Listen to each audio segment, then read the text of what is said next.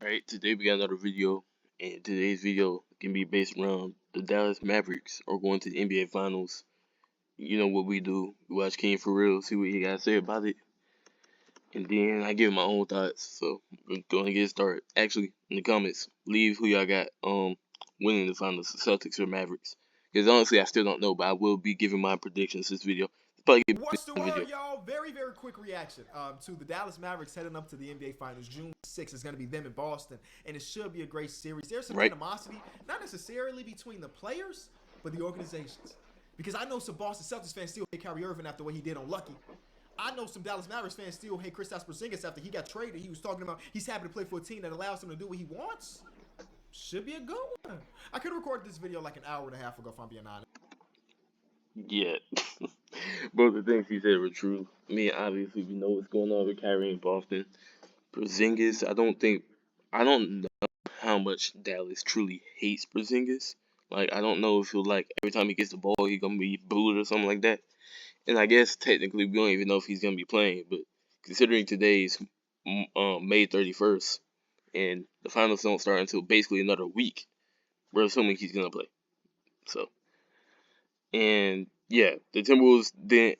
I'm not gonna say they didn't come out to play, but like, I don't know. I don't like the Timberwolves rotation. I don't like their bench. That's really why they lost. Honest with you, but I gave the Minnesota Timberwolves the benefit of the doubt. I thought they may have had a run on them being on their home court and everything back against the wall. They really didn't. It's kind of hard to come back in a game where the other team's best player drops more points in the first quarter than your whole team. But again, I gave them the benefit of the doubt. Luka Doncic is being crowned Western Conference MVP in front of me, so shout out to Luka Doncic. I mean, to come out and have that level, like Luka Doncic does an amazing job. When he decides that he wants to close the series, he's gonna do it in some type of fashion. He's gonna drop 20 points in 12 minutes. He's gonna beat a team by a million points, like he always does that. The Yeah, one thing I hate about this, as a neutral NBA fan, that it wasn't a fun game necessarily. Like when you see Luka Doncic drop 20 in the first quarter, in my mind, I'm like, ooh, can he drop 50? He didn't need to, even though him and Kyrie. yeah. My thing is, okay, if the Mavericks still up by 20, 15 to 20, going to the second half, the Timberwolves could still come back up by 30. So I was like, still watching the third quarter. I'm like, are they gonna push back? Are they gonna push back? They didn't. So just turned off the game. A couple minutes in the fourth quarter. Irvin did combine for 72. Did combine for 72, but he didn't really need to do anything super extraordinary after the first quarter. The electricity of the arena was sucked out when he hit his third logo three. What are you I want to say that Timberwolves crowd came out even when they were down. I heard some big cheers. supposed to do? So shout out to the Dallas Mavericks. It should be, again, extremely fun series. I thought there was a chance they could win the Western Conference. I'll be honest with you, I didn't think that chance was very high. So they made me a believer. I thought that and I'm being honest with y'all, I thought that the Denver Nuggets had a better chance. I mean, I picked against them. I picked them to beat the Clippers pretty easily. I picked against them against OKC, and I guess I picked against them in this series too. No, here's the thing, bro. Like, you see the Timberwolves beat the Nuggets. Everybody had the Nuggets coming out the West. So you just automatically picking the Timberwolves. But I don't think anyone really looked at the matchups going into this series. I'm not saying everybody chose Minnesota, because of course a couple people chose Dallas. But I think most people chose Minnesota just based off that.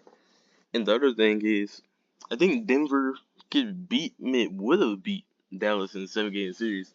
Just because if you're going offense for offense, Nuggets got better offense. That's just me. Hey, if you've been keeping track of this channel for the last 7 years, I usually have a decent track record when it comes to picking series, and that's why I love this year or this era, because we're getting away from super teams, we're getting away from all this other stuff. We're getting in the age of parity, where like I can legitimately sit down and think about a series for 3 days straight, trying to figure out who's gonna win, and still walk out and be wrong. This was my lowest field goal percentage of all time in the playoffs, and I'm not even mad at it because that just made it be a better experience for me, where the team that was the team I thought should be favored or the better team didn't end up winning, or they didn't end up being the better team. Yeah, for the most part, I chose most of the same teams Kenny did. Like, I chose Phoenix to beat the Timberwolves just based off matchup, but like, I wasn't thinking about the fact no backup center, no point guard, and I wasn't thinking that Cat could play defense. Like the fact that Cat stayed out of foul trouble and played pretty good defense that whole series. No one expected that. Team. The Minnesota Timberwolves looked like the better team based on their first two rounds. They were virtually unmesswittable. The first round, complete sweep. Second round, defeating the defending champions. They're riding the cloud. They're riding the highest cloud you can potentially ride. And they get in this series. And they play against a guy like Luka Doncic. And that man, we talked about it on the Kenny Beacham podcast, that he is one of the few people in the NBA that you cannot scheme for.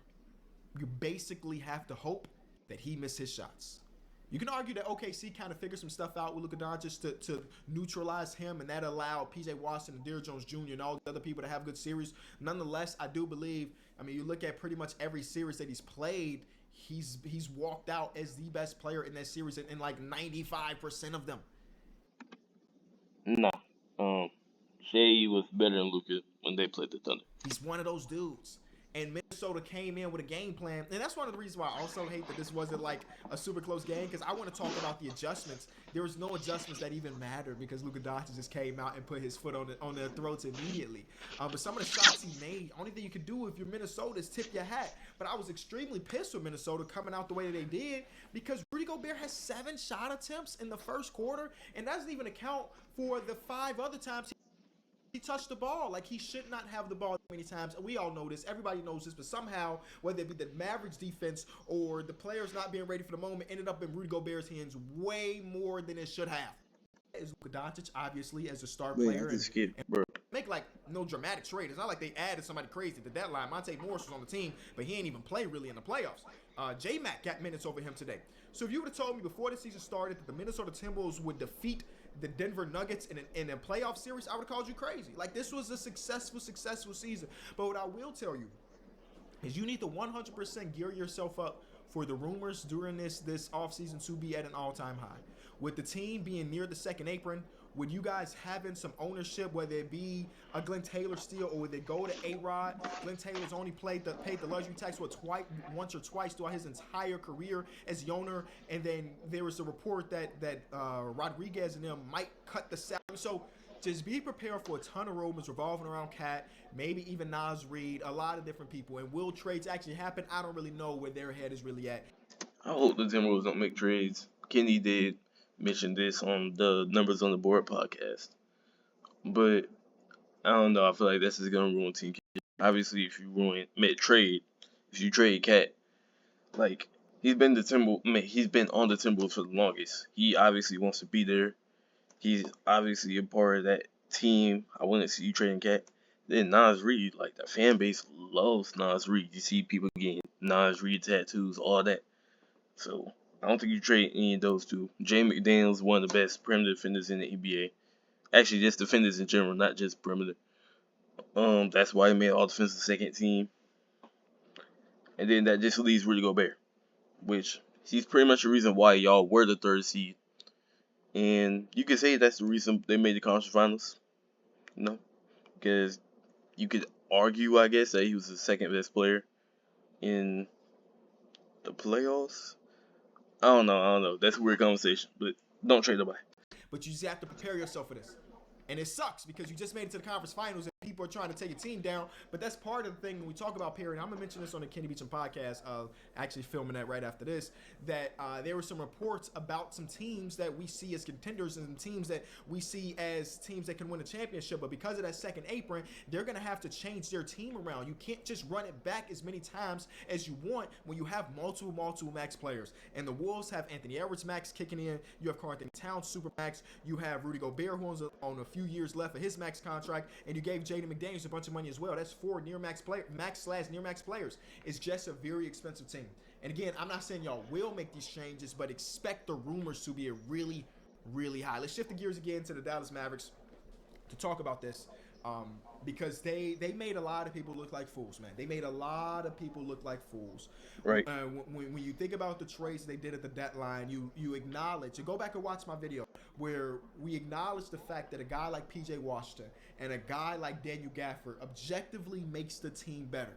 But the question was, when you're giving up as many draft picks for the future as they did, are these guys the ones that's going to put you over the hump? And majority of people, me included, thought probably not. And yet, here we are. Yeah, that's the thing. Like, if you look at the Mavericks bench, you wouldn't say you love the Mavericks bench, right? Because like regular bench, you got Derek Lively coming off the bench. You know he should probably start. He's going to start next season. Let's be for real. And then you got Jaden Hardy, Josh Green, Tim Hardaway, Maxi Kleber, and even though those are solid like ninth men, like the Mavericks really only have like a 6 man rotation, and then a bunch of players are like mid, in my opinion. I think that was the main reason of that conversation, but I get it. And a lot of that is Luka Doncic, obviously, as a star player and one of the best players in the world. But a lot of that, you think about the last couple series. I mean, OKC, they don't beat the OKC Thunder in that series if PJ Washington doesn't do what he does. They don't win that series if Derrick Jones Jr. doesn't have that 4 3-pointer game. Like some of these dudes that are on minimums or they just acquired at the deadline played huge roles in what they're gonna do or what they've been doing. And the Kyrie Irving trade just looks crazy and crazier by the day. Spencer Dinwiddie, Dorian Finney-Smith, and what, one first-round pick in a swap for Kyrie, who can drop 36 in a closeout game?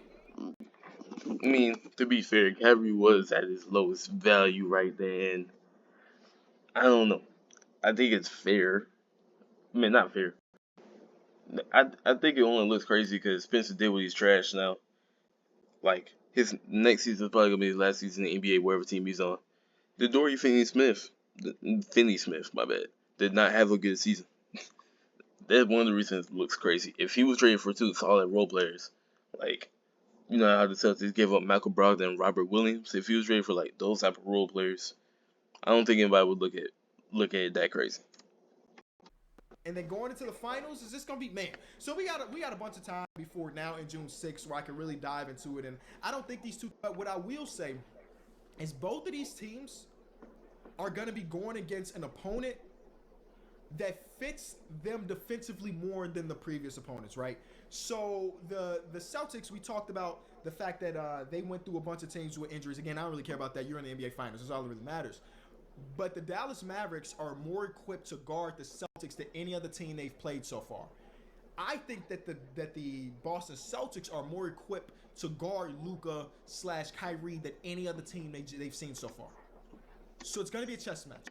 I mean, technically that's true because Celtics got 2 perimeter people that made all defensive second team, but at the same time they're too short to guard Luca. If you put Derek White on Luca, he's still cooking him. Jalen Brown, Jason Tatum, same thing. So like again, there's not really a recipe to stop Luka and Kyrie, but I guess they have the best perimeter defenders they've gone against in the playoffs so far. Because Minnesota, Anthony Edwards is a great defender, but he can't guard Kyrie. He can't guard Kyrie at all. I don't know who can guard Kyrie, but not Anthony Edwards. And then Jay McDaniels, like he wasn't even guarding Luka bad. Luka was shooting over him. He was getting him in the pick and roll. So they forced a switch. Like, yeah, I don't think the Celtics gonna do nothing crazy. But I guess even from the Mavericks standpoint, like Derrick Jones Jr. has been playing great defense, but I don't think anyone on the Celtics should be shivering in their boots because Derrick Jones Jr. Derrick Jones Jr. can't guard Jason Tatum. PJ Washington can't. Luke and Kyrie definitely can't. So I don't know. I think it could go both ways. And at this point, I'm just getting my prediction for the series. This is hard. This is tough. I wouldn't be surprised if we go 7 games. Here's my thing: if Porzingis comes back game 1, which I'm thinking everybody's thinking the same thing, Porzingis should come back because they have a week until they play, right?